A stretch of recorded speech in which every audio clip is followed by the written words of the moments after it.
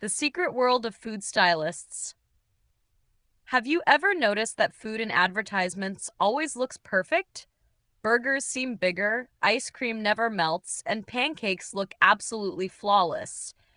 This is often the work of a food stylist.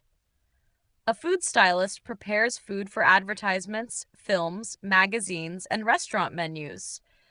Their job is to make meals look as attractive as possible in photos and videos. Sometimes they spend hours arranging a single plate. Many of their techniques are surprising. For example, mashed potatoes are sometimes used instead of ice cream because they do not melt under hot studio lights. Motor oil may be used instead of syrup on pancakes because it looks thicker and shinier on camera. Food stylists also use small tools like tweezers, brushes, and cotton buds to move tiny ingredients into the perfect position. Every detail matters, even the shape of a lettuce leaf or the color of a tomato slice.